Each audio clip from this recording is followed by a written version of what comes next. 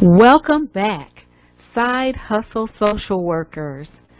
I am Marcelyn Bailey of ML Bailey Consultants Incorporated and For Real Social Workers Online Magazine, and you are inside of the Side Hustle Social Worker webinar series. I am so glad that you pressed play. Today, we're going to talk about side hustle success as a full-time social worker. We're talking about working a full-time job and having a second job, part-time gig, or side hustle. I have worked for almost 20 years as a full-time social worker, having a part-time gig or side hustle, and I've learned quite a few things, and I'm going to share those things with you, some of those things with you today. I've been sharing other things with you from my experiences through the Side Hustle Social Worker webinar series, and I believe that these things can help you. I understand that it's not easy for social workers to leave their current full-time job and go to another job for more pay or go to another job, period. We are stuck by the money that we make, yes, as well as our benefits. I also understand that we don't have the liberty to just leave our jobs and just start doing a work that we really want to do, because we really have to live. So it's expedient for many of us to take on a second job, part-time gig, or a side hustle. Now, when I started over 20 years ago, almost 20 years ago, working a side hustle, I worked that part-time job, that extra job, in order to supplement my family's household income. Now, we have progressed to the point where the money that I make through my side hustle is disposable income. And I don't know if disposable is really the correct term for that. I know that we use disposable, but it makes it sound like we're just throwing money away. No, we are targeting the things that we want and desire with that money. So I think instead of saying disposable, I'm going to start saying targeted, our targeted income. So I've grown and progressed from having a side hustle to supplement our household income to having a side hustle that allows me targeted income. So I'm glad you're here. And we're going to talk about side hustle success, being a successful side hustler while you're working a full-time social work job. Our agenda for today: we're going to talk about the goal today is to talk about the state of mind that social workers should have, and that state of mind should drive all actions, beliefs, and thoughts as it relates to a successful side hustle. And our focus is going to be a discussion of three perspectives, three ways to look at how we think about the work that we do as a side hustle social worker and how we approach that work. The takeaway: I want you to take away a feeling that you have a jump start to how you're going to think about, I'm getting a Facebook notification, how you're going to think about your side hustle and how that mindset is going to help you to find customers, clients, and or consumers. Let's go through some housekeeping things. I want to remind you that we're going to spend about 30 to 45 minutes together during this session. And I want you to post your comments or your questions in the Social Workers private Facebook group. Now, if you are not currently a member of that private Facebook group, you're going to have to ask to join it. What I've asked people to do is to answer a few questions. There's a questionnaire that I ask you to answer a few questions. First of all, I want to make sure you're a real person. Secondly, I just want to make sure that you're really serious about joining this group, because we're going to be sharing a lot of information with you with the idea that you'll be able to develop a sustainable, successful, satisfying side hustle. But we're also going to be sharing with each other, sharing ideas, sharing problem solving, and I want to make sure that you are serious about being a part of a group that shares because we care. Thirdly, you can find me also on Facebook through For Real Social Workers Online Magazine and M.L. Bailey Consultants Incorporated. I am also on Twitter, but I don't do very much with Twitter, so at some point I'll share my Twitter names with you, but for now I'm just not doing very much with Twitter. But I am on Instagram, and you'll find me at HappyIn30. That's HAPPYIN 30.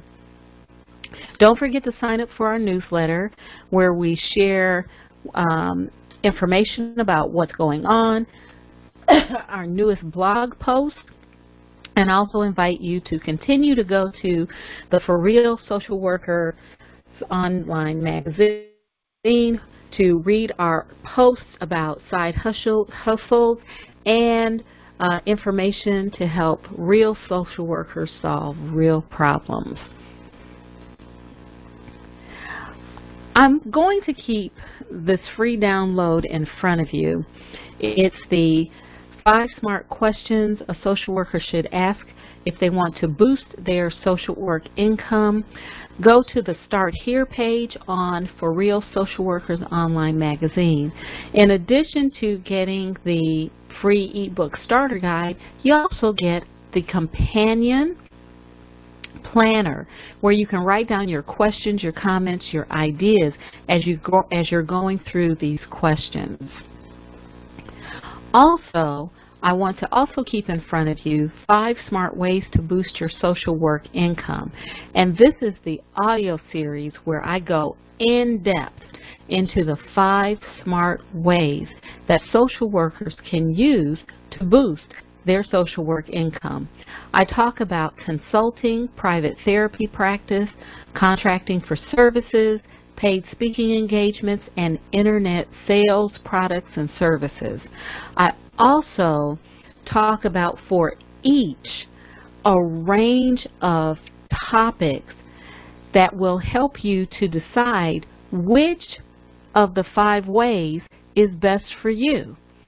Which one you believe you have the skills, the abilities, and talents to do successfully, which ones will bring you the most satisfaction, and which ones fit within your lifestyle.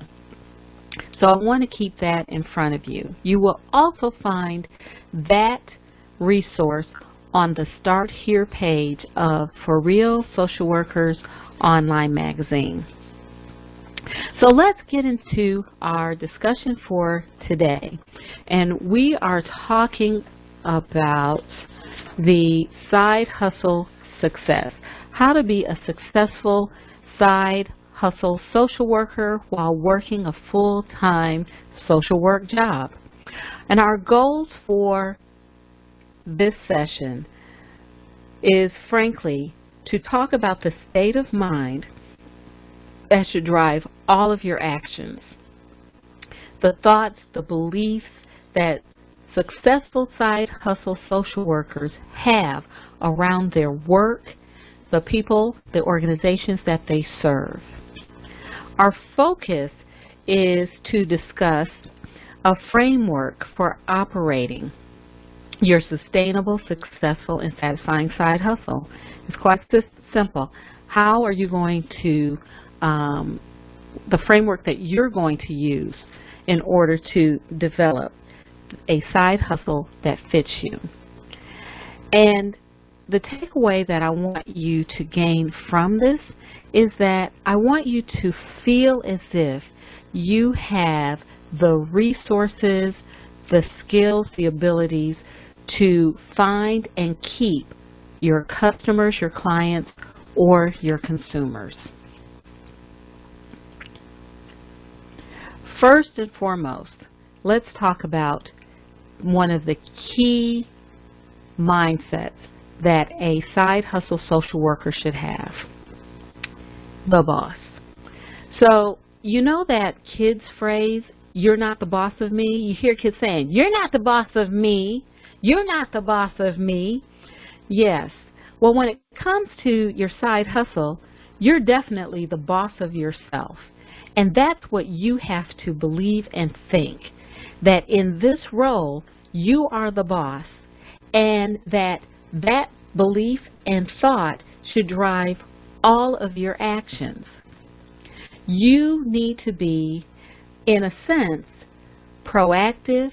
You need to be willing to take risks, and you need to seek opportunities in every area of your life. Now, that's a little different than being a company social worker, an organization social worker, a social worker who has worked in a system like social services, or in schools, or in a hospital. We are very used to taking direction from the people who are over us or above us. But these actions, being proactive, being a risk taker, seeking opportunity, are more characteristic of an entrepreneur than what many social workers are accustomed to. We've become accustomed to our supervisors or our administrators telling us what to do, how to do it, right?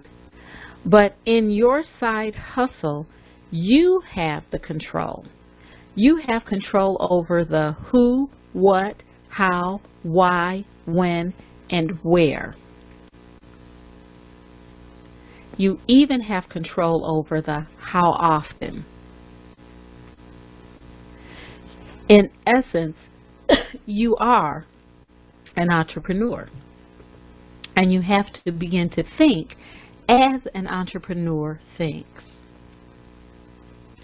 Secondly, as the boss of your side hustle, you also have the authority to create a schedule, as well as services or products, a service product delivery system that accommodates your personal life and your professional goals. So what do I mean by that? The 5 smart ways that I talk about are opportunities that you can craft it any way you want to do it. And I'll give you an example. I have a part-time private therapy practice. My practice, I see clients in the evening. Most therapists in my community work during the day. That's their full-time job. So they work during the day. So they have a schedule that's 8 till 4, 8 till 4:30, 9 to 5, banker's hours. I, however, because I have a full-time job, I work my full-time job from 7:30 till 4 or from 8 till 4:30, and then I go to my side hustle private therapy practice a few days a week, and I'll work from either 4:30 until about 6 or 5 until about 7. But I have so much flexibility in doing that scheduling that I can work 2 days a week, I can work 3 days a week. I keep that schedule fairly open Monday through Friday, and I also have Saturday hours. Now, the benefit of this is that I can accommodate the people who work banker's hours, the 7:30s to 4, the 8 until 4:30s, the 9 to 5. I accommodate them because they don't have to get off work in order to see me. So, as the boss of your side hustle, you can decide when you work, how often, where you're going to work, who you're going to work with, what you're going to do. That's also part of the boss mentality that you want to maintain. Third, you have the freedom, and I alluded to this just a moment ago. You have the freedom to make your side hustle whatever you want it to be. It's up to you. Success or failure is in your hands. You can do whatever you want, how often you want, wherever you want to do it, with whom you want to do it, and when you want to do it. It's all in your hands. You are the boss. And while this may feel may feel unusual for social workers, it is within your purview because you do have the skills, the abilities, and interests to pull it off. So the first form of thinking, the first key or the first frame of your framework is knowing that you are the boss. Outcome. You've heard me talk about outcome before, right? And this is another one of my favorite words. I like to use specific, and I love to use outcome. Outcome is so vital when you're talking about products or services and delivering products or services. And social workers often think of a service or service delivery as the outcome. We think that when we provide a service or when we deliver a service, that's the outcome. And that's because of how we've been trained to think by the organizations and the systems we work for. Now, this is different than what advertisers and salespeople think. Advertisers and salespeople understand that services and service delivery are not what sells a product or service. Should I say that again? Services and service delivery do not sell a product or service.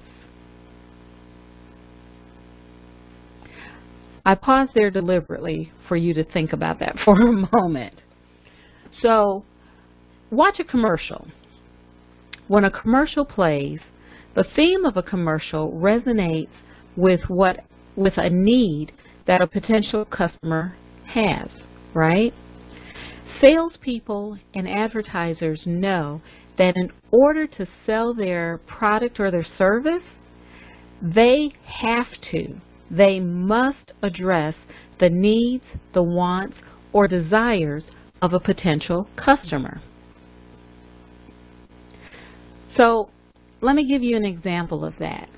If I have a headache, a severe headache, I don't care if the medication I take is a gel cap, liquid, tablet, capsule, round pill, or oval pill.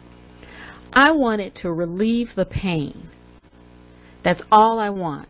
So it could be any shape, any consistency. I just want pain relief.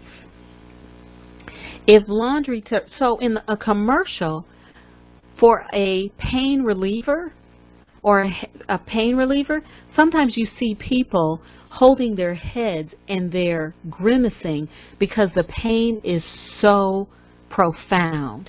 And the first image that we see is this person holding their head in extreme, excruciating pain. And we can identify with that, right? So pain becomes the key to selling the product, selling the pain relief medication. I'll give you another example.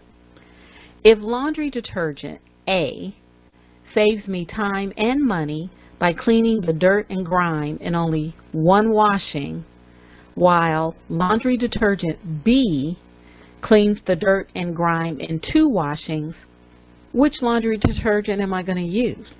I'm going to use laundry detergent A because it did what? It saves me time as well as money. So time and money become the sales pitch that gets me to buy detergent, laundry detergent A. It doesn't matter that it's laundry detergent A. It just matters that it saves me time and money. So when we're thinking about our product or service, in order to gain customers or clients, we have to be able to share with them the outcome that they can expect to receive by using our product or our service. So, outcome is key. We want to be able to share with a potential client or customer that we can give them relief. And relief from pain, relief from frustration, relief from whatever is causing them to feel disappointed, okay? We want to be able to tell them that by using our product or service, we can save them time or money. We also want to be able to tell them we can provide advancement for them. We can cause them to experience advancement, whether personally or professionally. And of course, those are not the only forms of relief, forms of savings, or forms of advancement, but these are just examples that I've used, okay?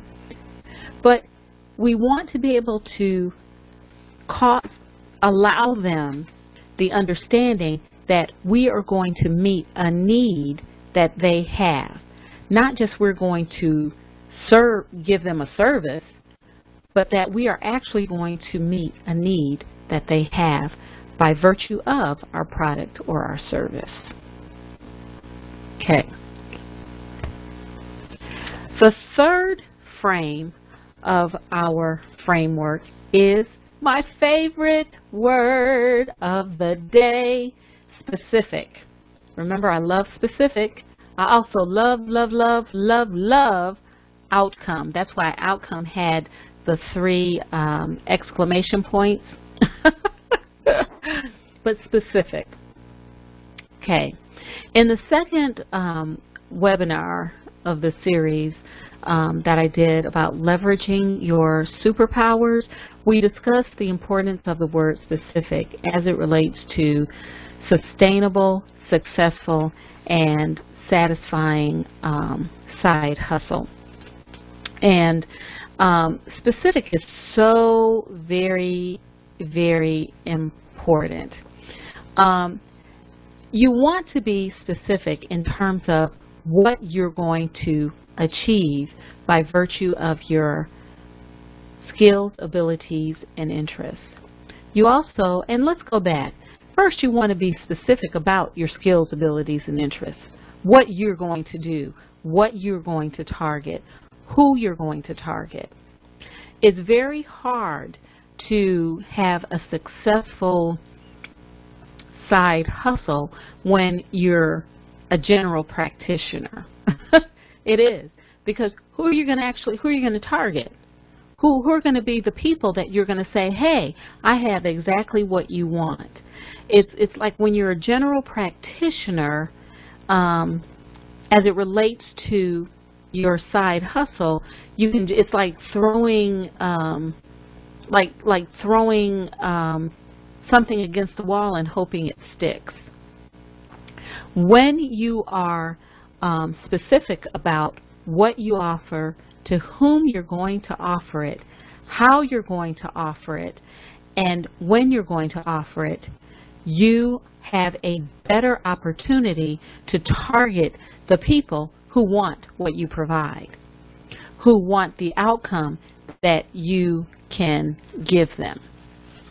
And that is also an entrepreneurial way to think about it, right? It's being very specific in terms of your what you provide and the outcome that you can achieve. Secondly, you want to be very specific about what you're willing to do. And I'm speaking of this in terms of your personal and professional life. When I think about my private therapy practice, and the other side hustles that I have, I always put my family first. I have not missed a soccer. I have missed a couple soccer games, but I was going to say I have not missed a soccer game, but I have missed a couple soccer games, but not many. I've always made sure that I was available to my children, my husband, and I always put family first. My side hustle is important to me professionally, but I don't put my family behind it. So you need to be specific about what you're willing to do and what you're not willing to do. You want to be specific about the parameters in which you're going to work so that it fits into your lifestyle. The other thing about specific is that you do have the freedom to do what you want to do, right? That's the beauty of the 5 SMART ways. You do have that freedom, but you want to be very clear with yourself about what that means. Does that mean that you're going to take on 5 different projects at one time? Or will you allow yourself the freedom to limit yourself to 1 or 2 of those projects? You have the freedom. You're the boss. And specifically speaking, you have to keep that in mind. The 4th frame in our framework is client orientation. You want to be client oriented. So you want to be able to know your target population. So you have to study your population. You have to study the people that you're targeting with your product or your services to make sure that you're actually going to provide the outcome that they need or want or desire. You want to know also what they like. Have an understanding of what's important to them, how they function, move, or operate. Advertisers do this all the time, and this is very key in product development. You don't see Ford Motor or GMC just putting a car out there and saying, here it is. No, they study people. They study buying habits. They listen to their customers. They study what they like, what they want. They study what they need, and then they put together concept cars. And we get to see those concept cars when we go to the auto shows in major cities, or in small cities too, but we get to see those when we go to the auto show every year. Concept cars. Also, we I think in social services, we're probably the only entity that, in school systems too, institute solutions without figuring out whether those solutions are what the clientele needs. How often have you as a social worker been told to implement a solution, but the client or the consumer doesn't utilize it or doesn't want it?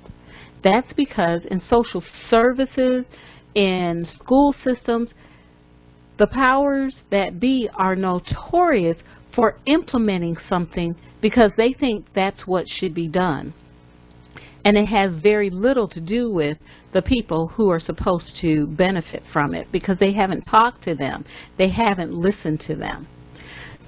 As the boss of your side hustle, the mindset or the mentality that you need to have is that you are constantly learning about the target population or your target market so that you can gear your services or products to what they need, want, and like. You also want to build relationships. People buy from those they know, they like, and they trust. And they buy repeatedly from those individuals. So you want to build meaningful relationships, not only with your target market, but with people in general, because you never know who is going to refer people to you, right? I have had a score of referrals from people who have come to see me before in my private practice, and they send their friends, they send their relatives to me, which is kind of nice, you know, because it keeps me in business, but it also gives me an opportunity to know that what the work I did met their needs. Not only that, when I've had consulting gigs, I've gotten those gigs because people that I had relationships with recommended me.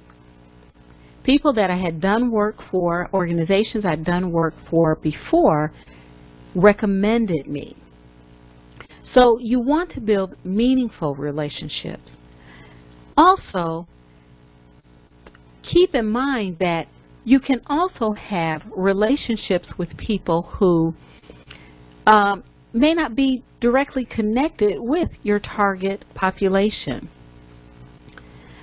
But you keep in mind that you never know who knows people, so they might have an indirect influence into referrals for you. I've also had that happen.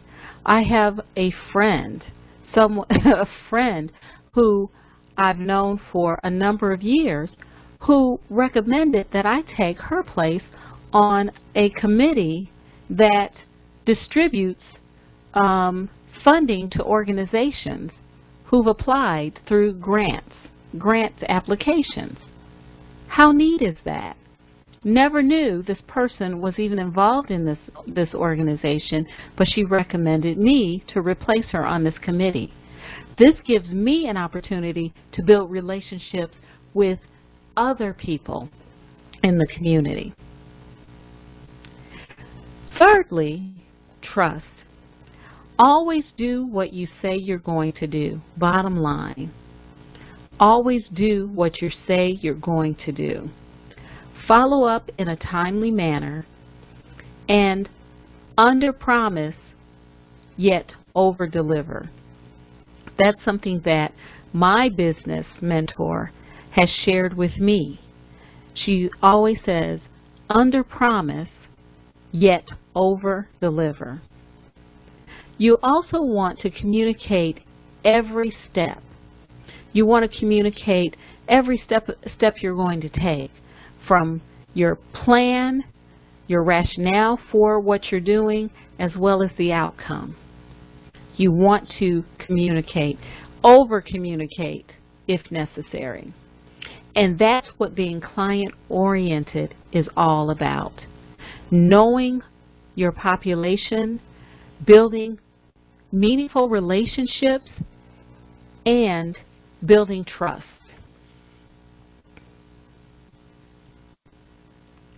So I'm about to finish our session for today. Oh, I'm glad that you joined me today. This is my family. This is me. I'm the second from the right, as you could probably tell. And this is our family. And I wanted you to meet them. I wanted to share them with you because I've alluded to them in these webinars.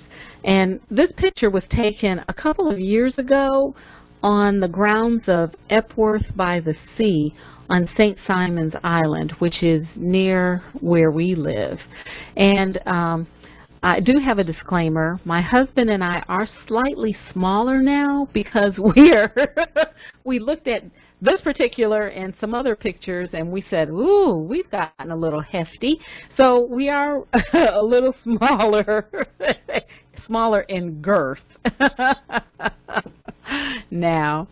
But our daughters, when I started my first side hustle back in 2003, our daughters were babies. They were literally babies.